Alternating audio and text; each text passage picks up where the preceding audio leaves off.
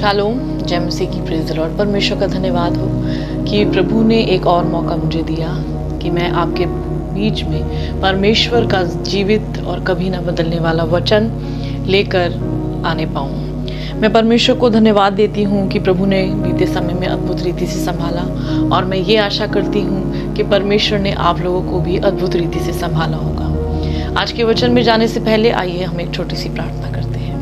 स्वर्गीय पिता, मैं आपको धन्यवाद देती हूँ इस सुंदर समय के लिए जो आपके अनुग्रह से हमें मिला।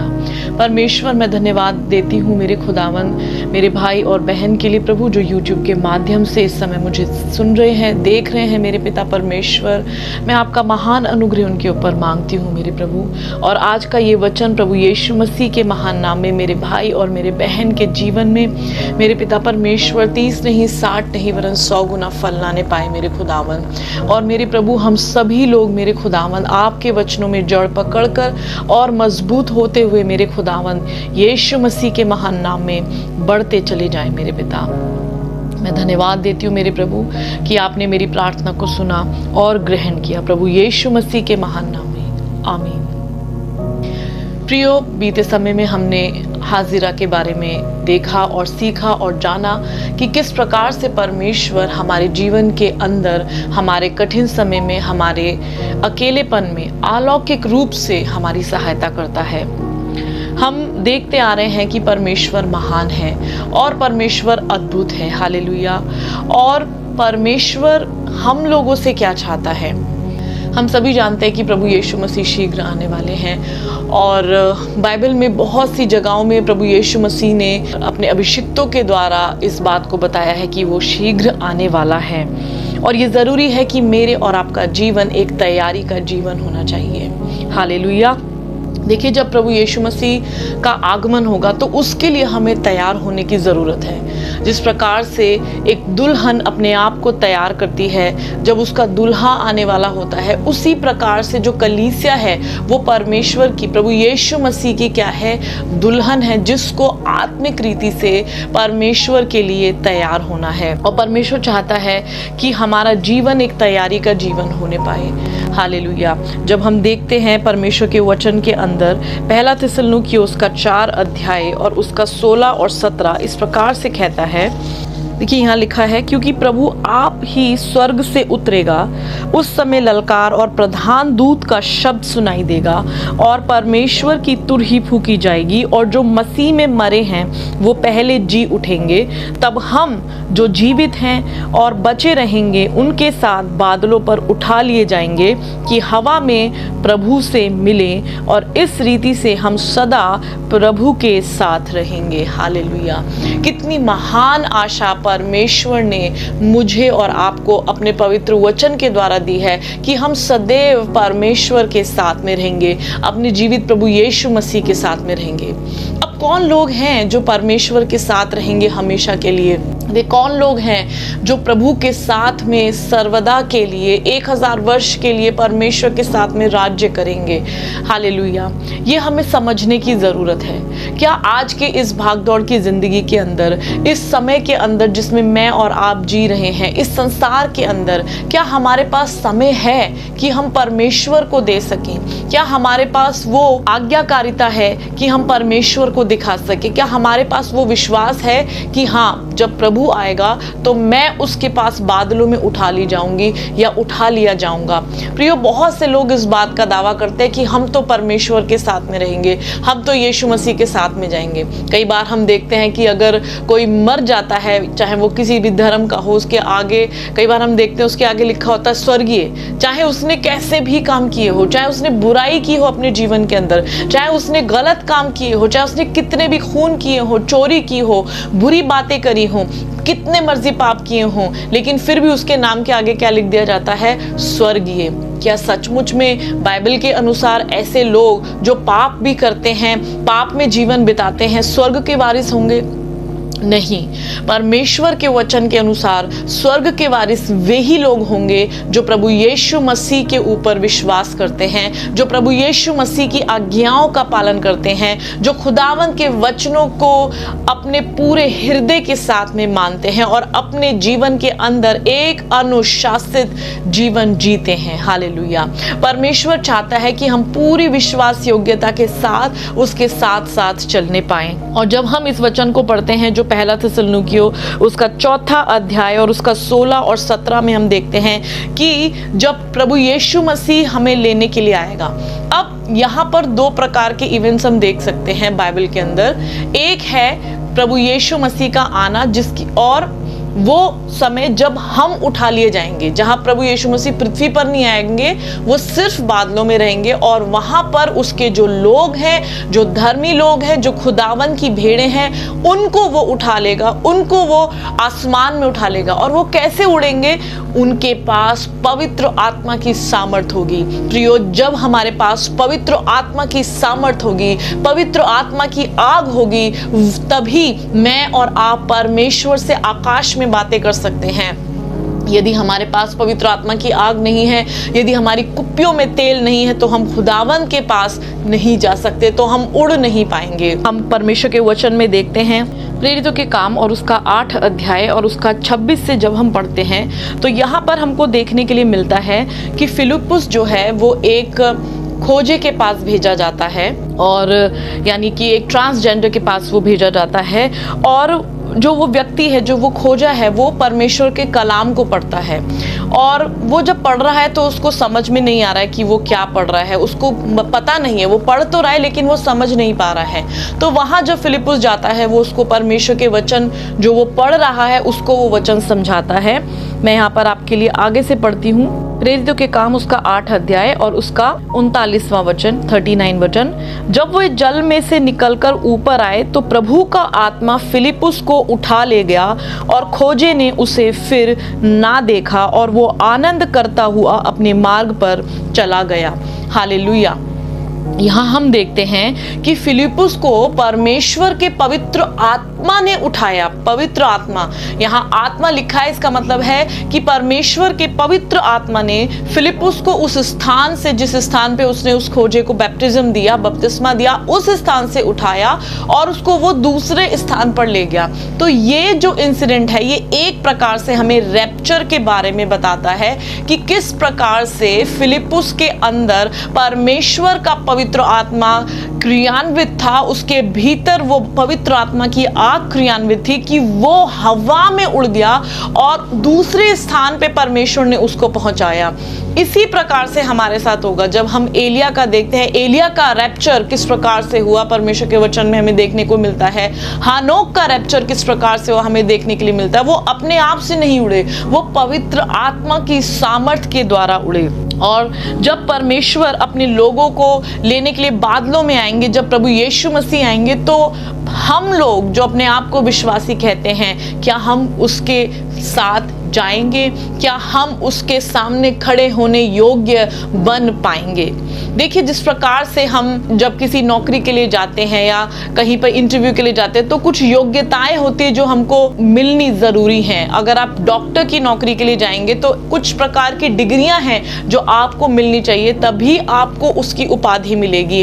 अगर आप टीचिंग की नौकरी के लिए जाते हैं तो कुछ प्रकार की ट्रेनिंग्स है, डिग्रीज हैं, वो आपके पास होनी चाहिए, तभी आपको टीचर की नौकरी मिलेगी, या आप पुलिस की भर्ती मिलेगी, या फिर फौज में नौकरी मिलेगी। विभिन्न प्रकार के जो काम हैं उनके लिए आपको विभिन्न प्रकार की डिग्री होनी चाहिए। आज हम संसार में रहते हैं, हमारे पास संसार के कामों के लिए तो बहुत ज़्यादा चिंता है कि मेरे पास ये डिग्री होनी चाहिए, मेरे पास वो डिग्री होनी चाहिए। लेकिन क्या हमें चिंता है कि जब परमेश्वर आएगा, यीशु मसीह जब अपने स्वर्गदूतों के साथ आएगा, जब रैप्चर का समय आएगा, क्या मेरे पास स्वर्ग जाने के लिए डिग्री होगी? स्वर्ग जाने के लिए कौन सी डिग्री है? स्वर्ग जाने के लिए एक ही डिग्री है और वो है परमेश्वर का जीवित वचन और पवित्र आत्मा।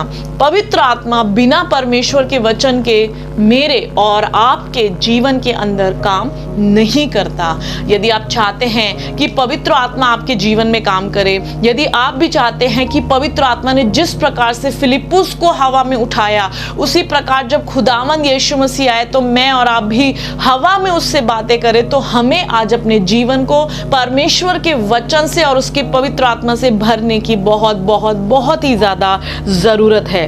तो कुछ क्वालिफिकेशंस है, कुछ क्वालिटी है जो मेरे और आपके जीवन में अवश्य होनी चाहिए अगर हम परमेश्वर के साथ जाना चाहते हैं, अगर हम उसके साथ निवास करना चाहते हैं। तो देखिए कुलुस्सियों की पत्री और उसका 3 अध्याय, उसका 1 जो वचन है और 2 वचन मैं आपके लिए पढ़ूंगी। यहाँ लिखा है, अतः जब तुम मसीह के साथ जिलाए गए तो स्वर्गीय वस्तुओं की खोज में रहो जहां मसीह विद्यमान है और परमेश्वर की दाहिनी ओर बैठा है। पृथ्वी पर की नहीं परंतु स्वर्गीय वस्तुओं पर ध्यान लगाओ। हालेलुया।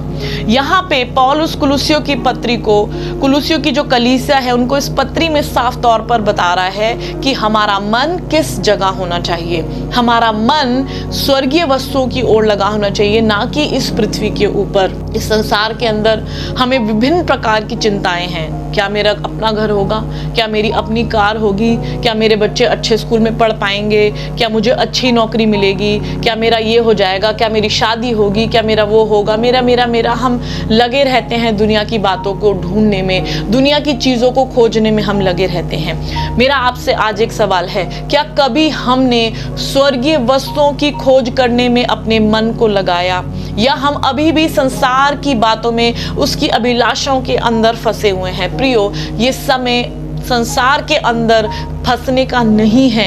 संसार से आप बाहर निकलिए, दुनिया से आप बाहर निकलिए। आपके नौकरी में फंस के मत रह जाइए, आपके परिवार में फंस के मत रह जाइए, आपके अपने जो अभिलाषाएं हैं उसके अंदर फंस कर मत रह जाइए। परमेश्वर को ढूंढिए, यीशु मसीह को ढूंढिए। हालेलुया।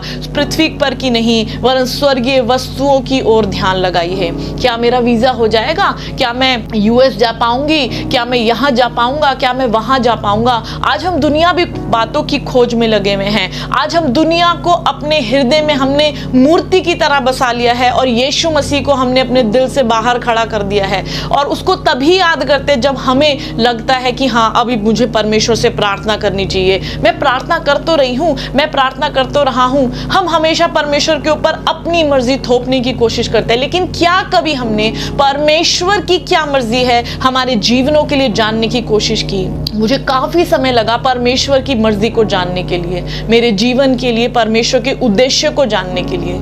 चाहे देर से ही सही, लेकिन मैंने जाना। क्या आप परमेश्वर की मर्जी को जानने के लिए ललायित होते हैं कि प्रभु मेरी नहीं वरन आपकी मर्जी पूरी हो? हम प्रार्थना तो करते हैं, ऐ हमारे बाप तू जो आसमान में है, तेरा नाम पाक माना जाए, तेरी बादशाहत आए, तेरी मर्जी जैसे आसमान में पूरी होती है पृथ्वी पर भी हो। क्या हकीकत में जैसे परमेश्वर की इच्छा स्वर्ग में पूरी हो रही है, आज इस पृथ्वी के ऊपर पूरी हो रही है? एक मसीही के जीवन में पूरी हो रही है? एक विश्वासी के जीवन में पूरी हो पा रही है? नहीं। हम अपनी ही अभिलाषाओं के अंदर फंसे हुए हैं, हम अपनी ही इच्छाओं के अंदर फंसे हुए हैं। आज मूवी देखने के लिए 3 घंटे तो हम अपने लिए निकाल सकते हैं, लेकिन परमेश्वर के साथ 1 घंटा बिताना भी, ये चर्च के अंदर जब जाते हैं 2 घंटे भी अगर ज्यादा हो गए तब हम बुड़बुड़ाने और कुड़कुड़ाने लग जाते हैं। क्या यही प्रेम है जो हम परमेश्वर से करते हैं? प्रियो, यीशु मसीह कह रहा है, वो बुला रहा है अपने पास आप लोगों को कि तुम मेरे पास आओ, हे सब परिश्रम करने वाले, बोझ से दबे हुए लोगों, मेरे पास आओ, मैं दूंगा ना तुम्हें विश्राम। क्या अपनी अभिलाषाओं को पूरा करने के बावजूद भी हम खुश हैं? हमारे अंदर शांति है? कोई बेचैनी नहीं है, कोई भारीपन नहीं है, कोई दिक्कत नहीं है, कोई परेशानी नहीं है? हम कहते हैं अपने आप को एक विश्वासी, लेकिन क्या सचमुच में हम विश्वासी हैं? आज का एक विश्वासी एक अविश्वासी से भी ज्यादा बुरा है। क्यों? क्योंकि उसने परमेश्वर को छोड़ दिया है। उसने परमेश्वर को अपना एक ATM कार्ड बना लिया है कि जब उसकी जरूरत पड़ी तब उसको हम लोग यूज कर लेंगे, वरना फिर वो ऐसे ही पड़ा रहेगा।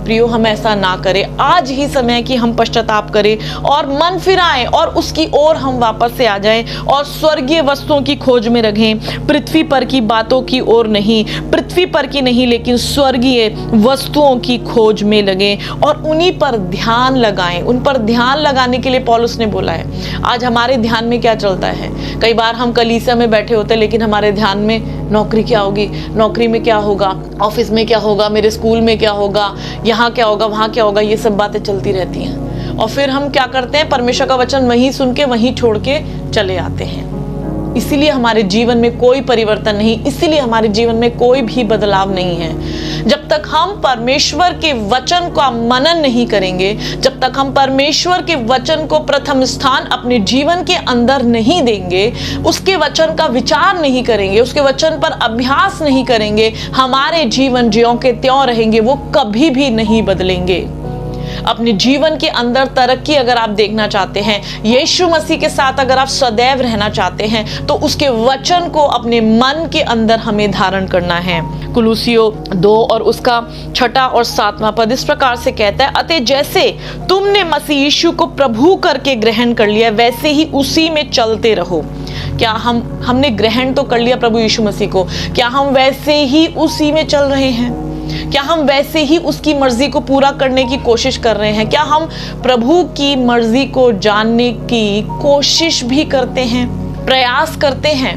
नहीं, हम बोलते तो है प्रभु मेरी नहीं वरन तेरी मर्जी, लेकिन कहते प्रभु मैं बोल तो रही हूं, मैं बोल तो रहा हूं, तू कर मत लियो अपनी मर्जी। प्रियो, हमें इस एटीट्यूड से, इस तरीके का जो व्यवहार है, हमें इसको छोड़ना होगा। इससे हमें बाहर आना पड़ेगा। हम अपने मन के अनुसार, अपनी मर्जी के अनुसार जीवन बिताते हैं तो हम संकट में पड़ेंगे ही पड़ेंगे। लेकिन जब हम परमेश्वर की मर्जी के अनुसार जीवन बिताते हैं तो ऐसा नहीं है कि परेशानी नहीं आएगी, परेशानी तो आएगी, लेकिन खुदावन हमारे साथ रहेगा और उसके साथ वो परेशानी नहीं लगेगी, क्योंकि वो हमें नुकसान नहीं पहुंचने देगा। जब तक मैं अपने जीवन में अपनी मर्जी करती रही, परमेश्वर मुझे ये चाहिए, परमेश्वर मुझे वो चाहिए, तब तक मेरे जीवन के अंदर कोई शांति नहीं थी। मुझे लगता था हाँ मैं प्रभु के साथ चल तो रही हूँ, परमेश्वर को क्या आत्मा चाहिए ना, आत्मा तो दे दिया, शरीर तो मेरा है, मैं अपने हिसाब से चलाऊंगी, मैं अपने हिसाब से चलूंगी। ऐसा नहीं होता है प्रियो। और जब मैंने ये हरकत करी है, तब तक मैंने मुंह की खाई है और मैं गिरी हूँ, और मैं गिरी हूँ और मैं संभली हूँ, मैं गिरी हूँ और मैं संभली हूँ। यही कारण है कि आज मैं आपके सामने खड़े होकर अपने परमेश्वर के जीवित वचन का कलाम प्रचार कर रही हूँ, क्योंकि यही मेरी इच्छा है, यही मेरा उद्देश्य है कि हर एक व्यक्ति मेरे परमेश्वर के जीवित वचन को सुन ले, उसके वचन को पहचान ले, ताकि कोई भी छूट ना जाए, बल्कि सब लोग हम खुदावन के आने पर हवा के अंदर मिलने पाए, परमेश्वर की महिमा करने पाए। आज हमें आशीषों के वचनों में अपने आप को हमने ऐसा बांध लिया है कि हम भूल चुके हैं कि यीशु मसीह आने वाला है। हम सुनते हैं यीशु मसीह आने वाला है, अरे कब से यीशु मसीह बोल रहा है आने वाला है, अभी तक तो आया नहीं। व्हाट इफ अगर वो आज रात को आ जाए, व्हाट इफ अगर वो कभी भी आ जाए, हम क्या करेंगे? हम उस घड़ी को नहीं जानते कि वो कब आएगा, लेकिन अपने आप को तैयार तो कर सकते हैं। हालेलुया। तो ये कुछ क्वालिफिकेशंस हैं जो हमें परमेश्वर के आगमन के लिए तैयार करती हैं। पहली है मसीह के द्वारा परमेश्वर के साथ हमारा मेल मिलाप होना, जो कि 2 कुरिन्थियों 5 अध्याय और उसका 17 और 21 में लिखा है। यहाँ लिखा है, इसलिए यदि कोई मसीह में है तो वो एक नई सृष्टि है, पुरानी बातें बीत गई, देखो सब नई हो गई हैं। ये सब बातें परमेश्वर की ओर से हैं, जिसने मसीह के द्वारा अपने साथ हमारा मेल मिलाप कर लिया और मेल मिलाप की सेवा हमें सौंप दी है। हालेलुया। कुछ लोग आज भी कहते हैं मैं नई सृष्टि हूँ, लेकिन जीवन उनका वो ही है, पुराने जीवन में ही जी रहे हैं। क्या हम सचमुच में मसीह में नई सृष्टि हैं? अगर आप मसीह में हैं तो आप नई सृष्टि हैं। पुरानी बातें बीत गई, पुराने पाप छोड़ दो, पुरानी बातों को, गलतियों को मत दोहराओ। शैतान का क्या काम है? हमें पुरानी बातों की ओर बार बार लेके जाना, लेकिन वो तब तक नहीं रुकेगा जब तक आप नहीं स्टैंड लेंगे। आपको स्टैंड लेना होगा कि मुझे ये वापस से नहीं करना, मुझे वापस से उस गंद के अंदर नहीं जाना जहां से मेरे यीशु ने मुझे निकाला है। और मसीह के द्वारा देखिए क्या है, परमेश्वर के साथ हमारा मेल मिलाप होता है। प्रभु यीशु मसीह के द्वारा ही हम जानते हैं कि हमारा पिता कौन है। हालेलुया। और परमेश्वर के साथ बादलों पर मिलने के लिए, यानी कि रैप्चर के लिए, जो दूसरी क्वालिफिकेशन है वो है पवित्र आत्मा के अनुसार चलना, आत्मा के अनुसार चलना, जो हमें दिखता है गलातियों की किताब उसका 5 अध्याय और उसका 16 वचन। पर मैं कहता हूँ आत्मा के अनुसार चलो तो तुम शरीर की लालसा किसी रीति से पूरी ना करोगे। एक विश्वासी जो कहता है कि मैं मसीह में हूँ, उसको चाहिए कि वो आत्मा के अनुसार जीवन बिताए। प्रभु यीशु मसीह जब इस संसार के अंदर थे तो उन्होंने आत्मा के अनुसार जीवन बिताया। पवित्र आत्मा के अनुसार उन्होंने जीवन बिताया और दिखाया कि ऐसा ही जीवन तुम्हें भी जीना है, ऐसे ही तुम्हें भी चलना है। और जो उनके चेले थे, जो उनके अनुयायी थे, उनको भी उन्होंने इसी के विषय में बताया। और उनमें से एक पौलुस है जो इस बात को लिखते हुए कह रहा है, जो कि एक विद्रोह करने वाला व्यक्ति था, जो कि खुदावंद का मसीह का विरोधी था, वो इस बात को कह रहा है क्योंकि यीशु मसीह ने उसका जीवन पूरी तरीके से बदल दिया। वो कह रहा है कि आत्मा के अनुसार चलो, हम शरीर के अनुसार ना चले और ना ही शरीर की अभिलाषाओं को पूरी करने का यत्न करें। क्यों? क्योंकि शरीर तो मांग ही करता रहता है। शरीर क्या चाहता है? सो जाओ। शरीर क्या चाहता है? खाते रहो। शरीर क्या चाहता है? भूखे मत रहो। शरीर क्या चाहता है? अच्छी नींद लो। शरीर क्या चाहता है? ऐश की जिंदगी जियो। लेकिन आत्मा क्या चाहती है? प्रभु का आत्मा क्या चाहता है? और वो हमें तब पता चलेगा जब हम अपने घर के अंदर रखी हुई बाइबल को उठाएंगे और उसको उठाकर पढ़ेंगे। सिर्फ बाइबल को पढ़ने वाले ना पढ़े। मैं तो बाइबल पढ़ती हूँ, बाइबल तो पढ़ता हूँ, चर्च तो जाता हूँ, क्या यही काफी है? क्या वो वचन जो हम पढ़ रहे हैं, सुन रहे हैं, क्या उसका अभ्यास, क्या उसका कार्य हमारे जीवन में है? क्या वो उसकी आज्ञाकारिता हमारे जीवन में है? अगर ऐसा नहीं है तो आप शारीरिक व्यक्ति हैं। लेकिन अगर आप परमेश्वर के वचन को मान रहे हैं, क्योंकि परमेश्वर का वचन आत्मा है और जीवन भी है। और यूं नहीं कि ये वाला वचन अच्छा है, ये तो मैं मान लूंगी, ये वाला वचन सही नहीं, ये नहीं मानूंगा, ऐसे नहीं। परमेश्वर ने जो कहा है, जैसा कहा है, उसको उसी प्रकार से बताना, उसी प्रकार से कहना और उसी प्रकार से अपने जीवन के अंदर लागू करना। We are not here to please anyone, we are not here to please people, we are here to please our living God, we are here to please our Lord Jesus Christ. Hallelujah. हम यहाँ किसी मनुष्य को खुश करने के लिए नहीं है। पौलुस ने एक जगह कहा कि अगर मैं मनुष्यों को खुश करता रहता तो उन्हीं का दास होता, लेकिन मैं मनुष्यों को खुश करने के लिए प्रचार नहीं करता और ना ही मैं किसी को मनुष्य को खुश करने के लिए प्रचार कर रही हूँ। मैं प्रचार कर रही हूँ मेरे प्रभु यीशु मसीह को खुश करने के लिए, मेरे खुदावंद को खुश करने के लिए। हम दुनिया को दिखाने के लिए ऐसे काम ना करें, हम परमेश्वर को खुश करने का प्रयास करें। परमेश्वर तू क्या चाहता है मेरे जीवन से? प्रभु तू क्या चाहता है? वो ही मैं अपने जीवन के अंदर करूंगी। रैप्चर के लिए जो क्वालिफिकेशन है वो है इफिसियों 5 अध्याय और उसका 27 पद। और उसे एक ऐसी तेजस्वी कलीसिया बनाकर अपने पास खड़ी करे जिसमें ना कलंक, ना झुर्री, ना कोई और ऐसी वस्तु हो, वरन पवित्र और निर्दोष हो। प्रभु की जो कलीसिया है वो पवित्र और निर्दोष परमेश्वर चाहता है। एक दूल्हा जब अपनी दुल्हन को लेने के लिए आता है, वो चाहता है कि वो कुंवारी रहे, वो पवित्र रहे, निष्कलंक रहे, उसमें कोई झुर्री, कोई दाग, कोई भी प्रकार का पाप ना हो। और यही क्वालिटी परमेश्वर अपनी कलीसिया के अंदर, जिसको वो लेने के लिए आएंगे, देखना चाहते हैं। हालेलुया। हमारा जीवन आज हमें परखने की जरूरत है, कहीं मेरे जीवन में कोई दाग तो नहीं, और अगर कुछ ऐसा होगा तो वो दूल्हा छोड़ के यहीं चला जाएगा। प्रियो, हम जिसके भी गुलाम होते हैं, हम जिसके भी दास होते हैं, हम अपने आप को उसको सौंप दे देते हैं, हम अपने आप को उसको समर्पित कर देते हैं। परमेश्वर एक समर्पण का जीवन चाहता है। परमेश्वर हमसे एक डेडिकेशन चाहता है हमारे जीवन के अंदर। क्या हम प्रभु के लिए समर्पित हैं? क्या हमारा जीवन परमेश्वर के लिए है? अगर हम परमेश्वर के लिए समर्पित है तो हम उसकी बातों को मानेंगे, और अगर हम प्रभु के लिए समर्पित नहीं हैं तो हम उसकी बात का पालन नहीं करेंगे। प्रियो, परमेश्वर हमारा समर्पण हमसे चाहता है, तभी तो वो अपना कार्य हमारे द्वारा करेगा, तभी तो वो अपनी बातों को हमारे द्वारा, पवित्र आत्मा के द्वारा आपके जीवन के अंदर, दूसरों के जीवन के अंदर प्रकट करेगा, और हम दूसरों के जीवन के अंदर डिफरेंस लाने वाले, अंतर लाने वाले, उनके जीवनों को बदलने वाले बनेंगे। हालेलुया। और जो रैप्चर है उसके लिए जो क्वालिफिकेशन है वो है इब्रानियों उसका 12 अध्याय और उसका 14 पद। यहाँ इस प्रकार से लिखा है, सबसे मेल मिलाप रखो और उस पवित्रता के खोजी हो जिसके बिना कोई भी प्रभु को नहीं देखेगा। परमेश्वर चाहता है कि अगर हम चाहते हैं कि प्रभु के साथ हम हवा में उठाए जाएं, प्रभु के लिए हम उसके साथ रहें, तो हमारा जीवन एक मेल मिलाप का जीवन होना चाहिए। हमारे हृदय में किसी के लिए भी किसी भी प्रकार की कोई भी कड़वाहट नहीं होनी चाहिए।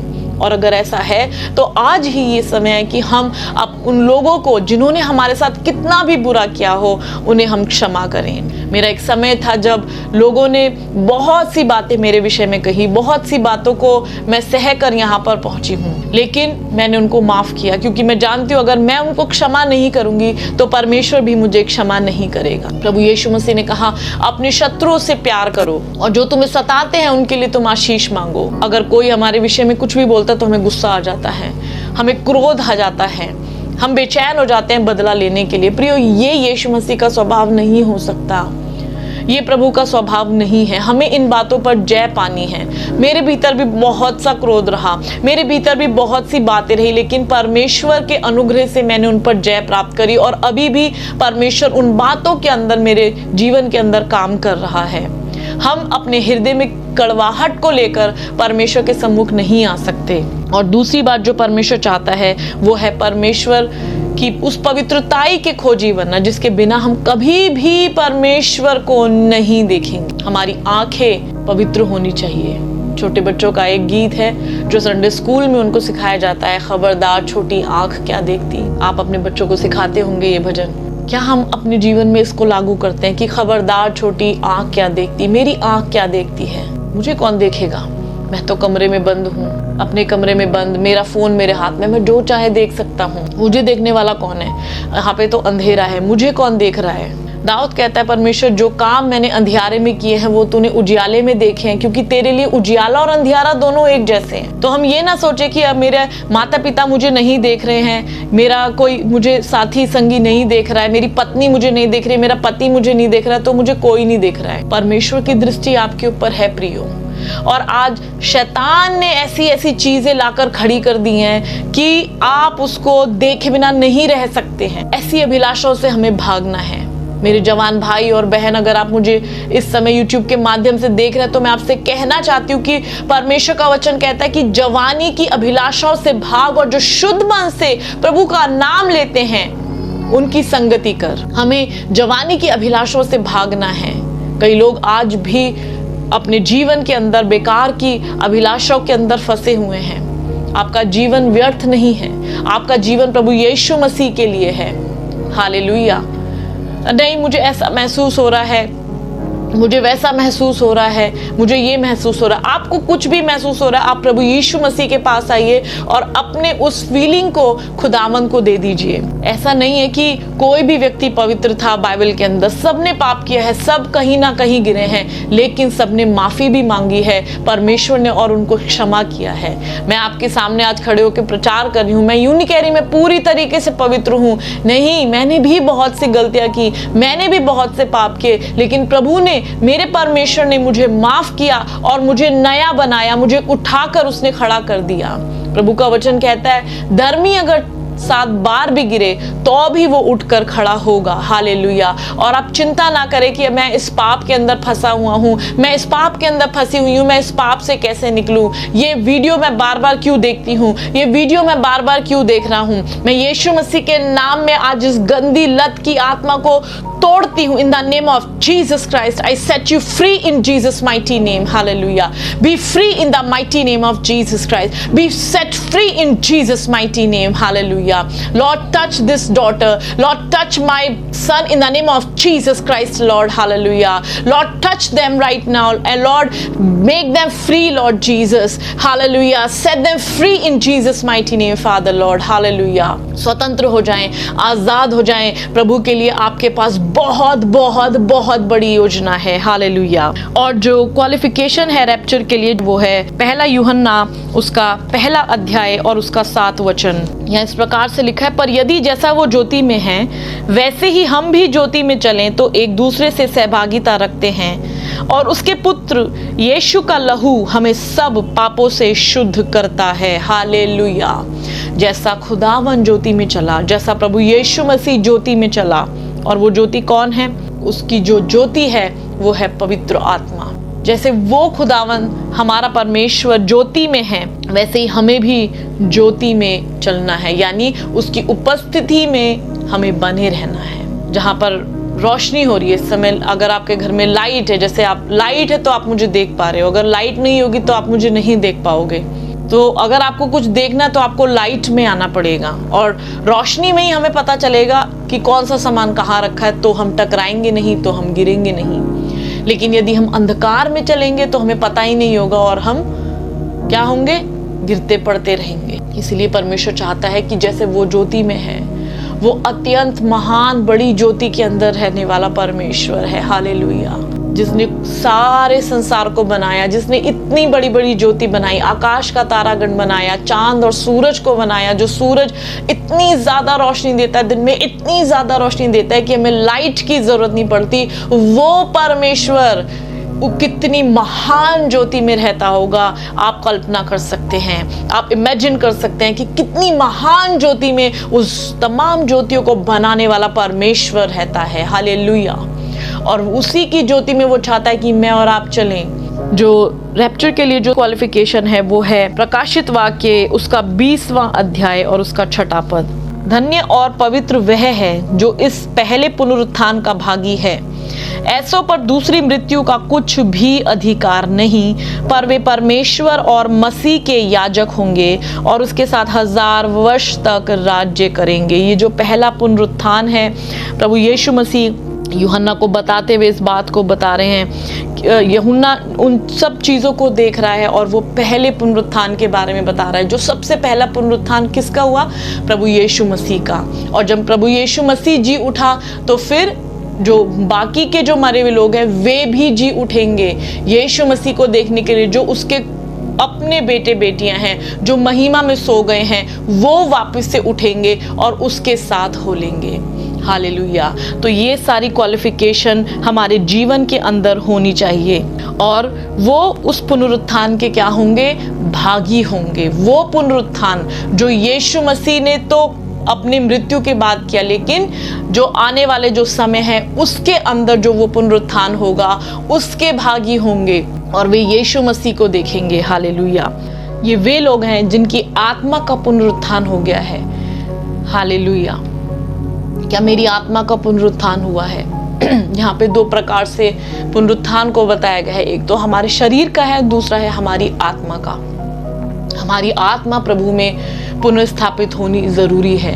हमारा जीवन प्रभु में पुनर्स्थापित होना बहुत बहुत बहुत जरूरी है। और इसीलिए जब हमने वचन पढ़ा तो हमने देखा कि जो यीशु मसीह में है वो नई सृष्टि है। जब हम यीशु मसीह में आते हैं तो हम एक नई सृष्टि बन जाते हैं और हमें उसी के अनुसार हमारे जीवन को व्यतीत करना है, ताकि हम खुदावन के साथ जब वो हमें लेने के लिए आए, जब रैप्चर का समय हो, तब मैं और आप तैयार रह सकें। प्रियो, ये समय है कि हम व्यर्थ की बातों के अंदर नहीं, बल्कि परमेश्वर के वचन को पढ़ने में, परमेश्वर की उपस्थिति के अंदर और लोगों को बताने के लिए कि यीशु मसीह आ रहा है, तैयार रहें, हालेलुया। ऐसा एक जीवन बिताएं, ना कि अपनी ही अभिलाषाओं के अंदर खोए रहें, ना कि अपनी ही बातों के अंदर खोए रहें। ये समय सोने का नहीं बल्कि जाग उठने का है। परमेश्वर आपको इस वचन के द्वारा बहुत आयत से आशीष दे। जय मसीह की।